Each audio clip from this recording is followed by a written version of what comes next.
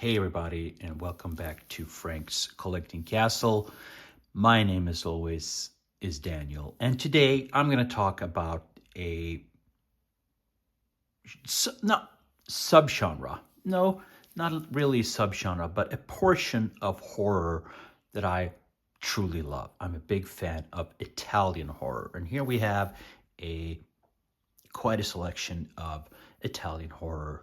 And I've tried to divide them into different subgenres. We have the cannibal movies, we have the American giallos, we have the original giallos, and then we have like zombie and occult and the other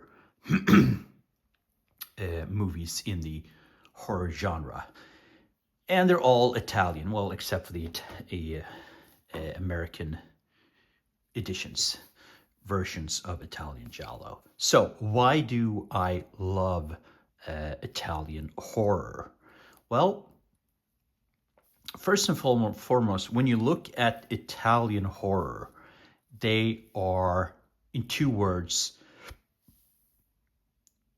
or four words, more style than substance. It's more about the look, the coloring, the colors, the lights and shadows, the camera angles, the cinematography. Usually the story is thin. And in case of like Fulci movies, they're kind of nonsensical. They're illogical. There's set pieces. And that comes for giallo as well, where it's more style over substance. When you look at Dario Argento and Mario Bava, the stories are pretty thin. The acting is honestly quite subpar, but the movies, they look beautiful. They look absolutely stylish. Especially when especially when it comes to the movies from the 70s and 80s. They are so stylish. They look so good, so beautiful. And that appeals to me.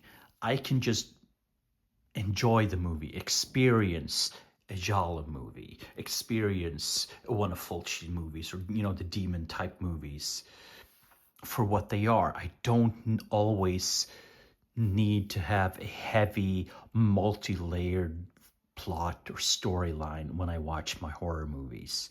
A lot of times when I watch horror movies, I just want to relax. This can be something that I have in the background. I don't always need to have, Interstellar and Inception or Oppenheimer type of storyline. So they look beautiful, and then you have the scores by like Fabio Frizzi, Ennio Morricone, and Goblin. Beautiful scores. It's beautiful music. The movies are beautiful, and that is big reasons to why I enjoy Italian horror.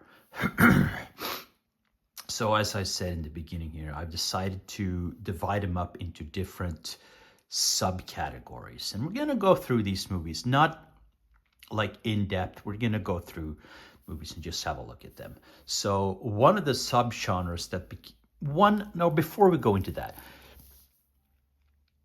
one thing that is very typical for Italian horror is trends. When there was a trend in Hollywood, like zombies, all the Italian directors jumped on zombie movies. When there was, and the directors, a lot of the directors like Lenzi, Martino, Deodato, Fulci, they were not just a particular genre director. They did all kinds of movies. Fulci did giallos, he did comedies, he did sexy movies, and he did his gore movies. They were not just stuck in one particular genre, like a John Carpenter who basically just did horror movies. A lot of these Italian directors did everything. Of course, most of them started with the spaghetti westerns and moved forward from there through their careers, where in the end they probably became more famous for their horror stuff. But they did a whole lot of different genres. So they sort of were directors to hire. They did whatever came before them. They really had no scruples. And they weren't afraid to try new stuff.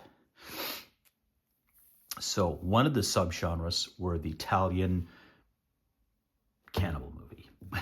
I know, it's a weird, it's like very little odd specific genre to them, and pretty much to them alone. And here's a documentary about Ruggiero Deodato, who made the infamous Cannibal Holocaust. And it talks about his entire career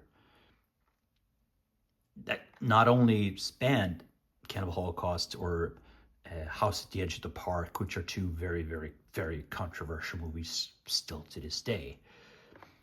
But that's a great documentary. And of course, his most famous movie is one of the most infamous movies of all time. And then you have the movie like by Joe D'Amato, Anthropophagus. He made a follow-up to this, which was a movie called Absurd. Before that, he did, spaghetti westerns, and he did giallos, and eventually he moved into hardcore pornography, but that's another thing. But these types of movies have had a resurgence, sort of saying. I mean, this is from 88 films, and I mean, it's a 4K release of Anthropophagus, and this is quite a nasty movie, really is. And obviously, Cannibal Holocaust is an incredibly nasty movie.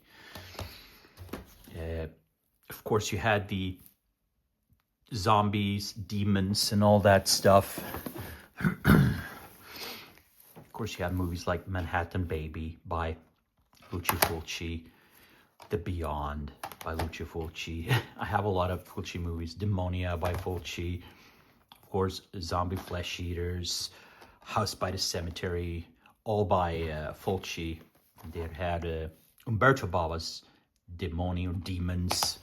And of course, we have City of the Living Dead, 2 different editions of that.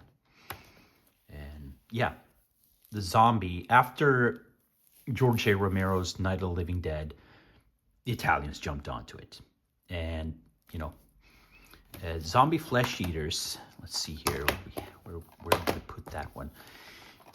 Also became known as, in Italy, it became known as Zombie 2.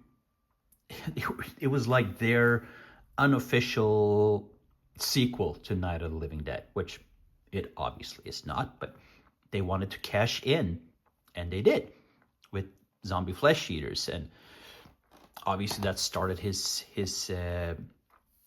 Gates of Hell trilogy with the City of the Living Dead, The Beyond, and House by the Cemetery.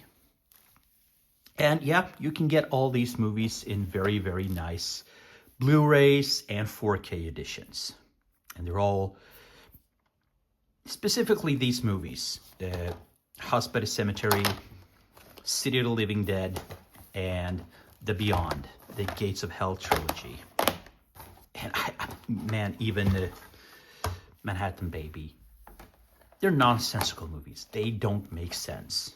It's illogical. There's 10 different story threads, story plots in each movie that does not get any sort of ending.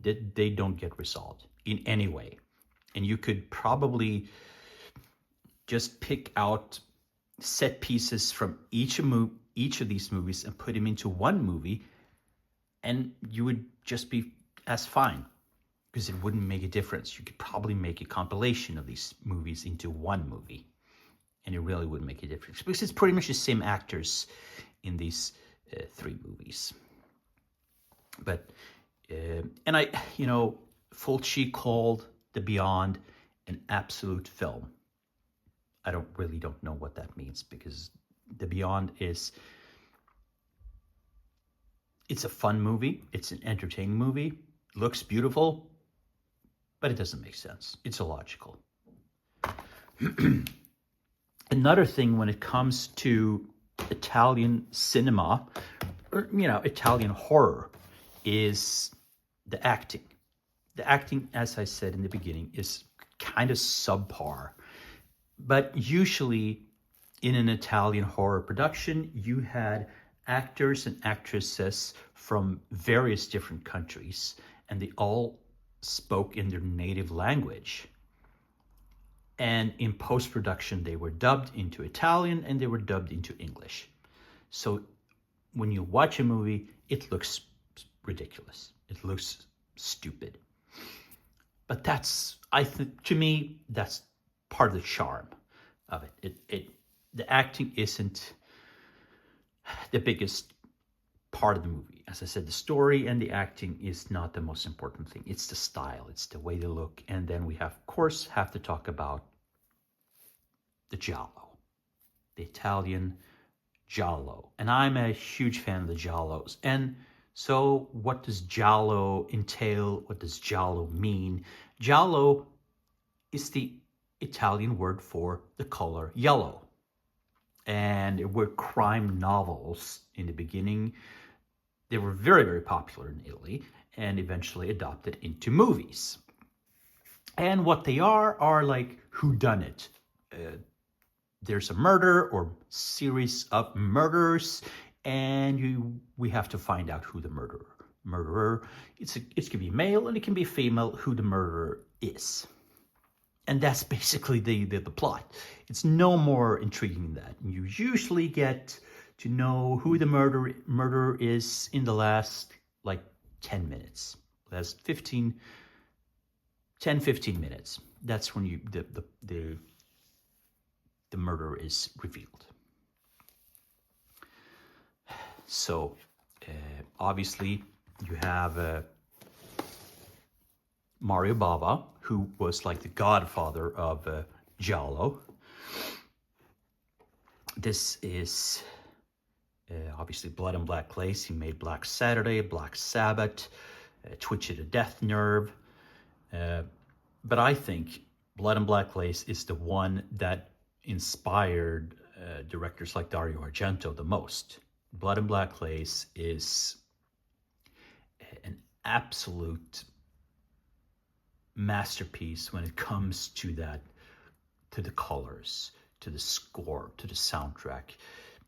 And then another thing that is very typical about giallo, it's usually very beautiful women, usually models or fashion women in the fashion industry. It's models, it's prostitutes. They were also usually very beautiful women like Barbara Boucher or Barbara Steele. Beautiful women, absolutely stunning women.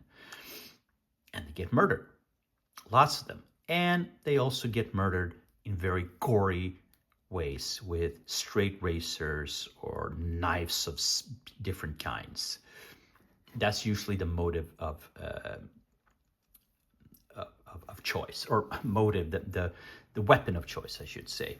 And of course, the trope is the killer pretty much always, not all the time, but most of the time, 95% of the time, wears a black glove. Because with the black glove, you can hide whether it's a female hand or a male hand. But that's a big trope. So you have beautiful women, lots of nudity as well, lots of bare breasts and bottoms. You get some beautiful behinds, some beautiful breasts, some beautiful women. You get gruesome murders. You get the black glove, and you get usually a knife or a straight razor, stuff like that. And it's kind of gruesome. The blood is always like bright red. It's house color red. It's ridiculous, but it's a lot of fun. So Blood and Black Lace. And of course, the music. The music is beautiful. Whether it's Fabio Frizzi, Ennio Morricone, or Goblin. Beautiful music. Absolutely stunning music. If you watch Cannibal Holocaust, as horrible as a movie as it is, The music is beautiful. My God, is it beautiful music. Just go on Spotify and listen to the main theme for Cannibal Holocaust. What a beautiful theme. And you wouldn't ever think that it would fit with a horrible movie as that. Beautiful music. Same thing with most of Argento's movies. Beautiful scores, beautiful music. So this one, to me, is the movie that introduced, the beautiful colors, use of camera lenses, the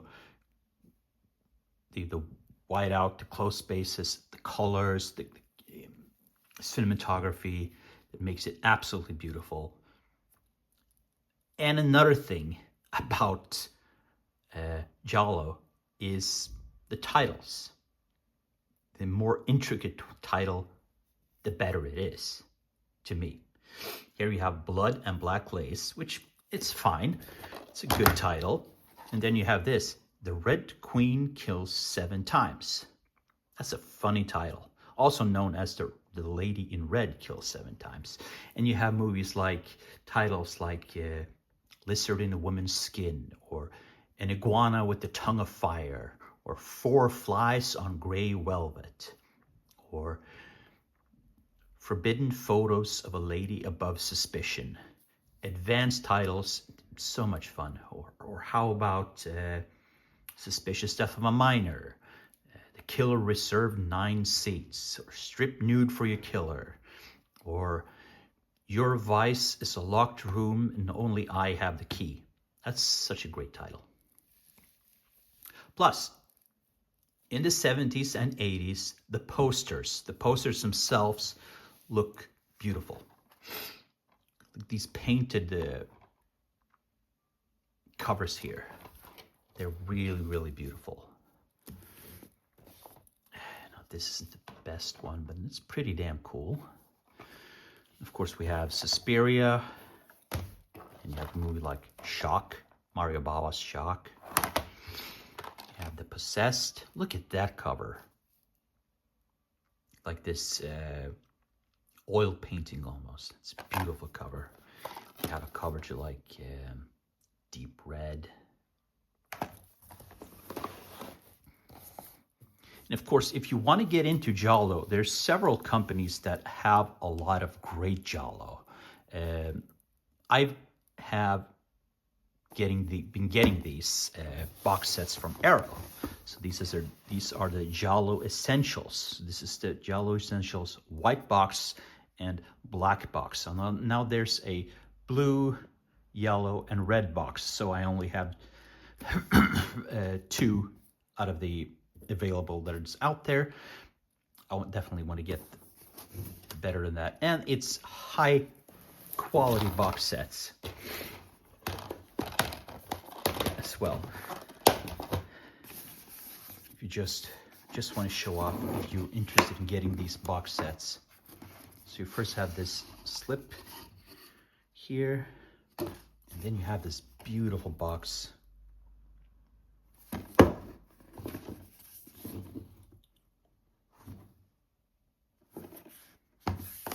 You have what it contains, and you have the 3 movies. And once again, we're gonna get some beautiful covers here, beautiful posters, and I just want to show those. Here's The Night Evelyn Came Out of the Grave. It's another great title.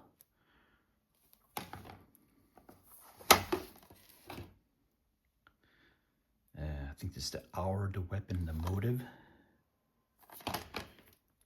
There's Iguana with the Tongue of Fire. Beautiful. So I'm a huge fan of Giallo.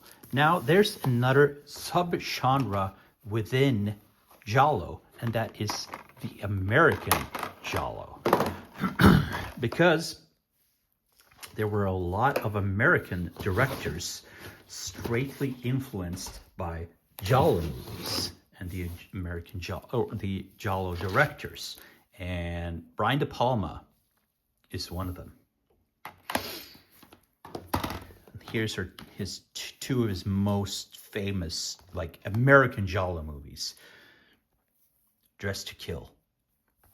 Excellent, excellent movie. Absolutely excellent movie. And if you want to watch an American interpretation of a giallo, this is like the prime A example of that. But I think Body Double is that as well. It's blended in with Hitchcock, but it's definitely a giallo in my mind. And another director that was heavily influenced was John Carpenter. Obviously with Halloween, but he also wrote I Saw Laura Mars. He didn't direct it, but he wrote it. And this is another giallo movie. You have the Black Hand, and you have beautiful settings and all, and fashion models, of course. And I heavily recommend the I Saw Laura Mars. I heavily recommend all of these movies. Body Double, Dressed to Kill. I know Arrow is releasing a 4K of Dressed to Kill. And of course you have Alice, Sweet Alice. Definitely a heavily giallo-inspired movie. Yeah. I'm a big fan. I love giallo, and I love Italian cinema because, as I said, of how stylish it is, how beautiful it looks. I think if you want to watch giallo, and if you want to watch Italian horror overall, don't get too worried about the story or the plot, because it's usually very thin. It's paper thin. The acting may not be the absolute best, but watch the movies and embrace yourself in the movies and just enjoy them, how beautiful they are, how stylish they are, and the score and just everything makes for a perfect blend for me. So let me guys know what you think about Italian horror. What do you think about giallo? What do you think about, like cannibal movies or the occult Fulci movies? What are some of your favorites in these genres, in Italian horror overall? And I would say if you want to get into giallo, watch the movies, get the movies from the 70s, the early to late 70s. I mean, giallo sort of hit its peak in like 1975, 76, 77. They've made some good ones in the 80s, obviously. In the 90s, not so much good ones. They were okay. There were some decent ones, but not as good as the ones in the 70s and 80s, particularly 70s. That's when giallo had its peak. But let me know some of your favorites in Italian horror and Italian giallo, and what do you think I should add to my collection? Let me know down in the comments. And if you like this movie, or if you like this video, I should say, if you like this video and you've liked this type of content that I'm releasing right now, comment down below and let me know. Give me a thumb up, and if you want more like this, maybe a possible subscribe as well. But yeah, I just wanted to talk about my love of Italian horror movies. Yeah, I'm mostly particularly Italian giallo and Fulci movies. I'm a big Fulci guy, but yeah, Italian horror overall. But I just wanted to let you know all that, and I'll be back soon with another video. And until then, everybody, stay safe, and talk to you soon again. Bye.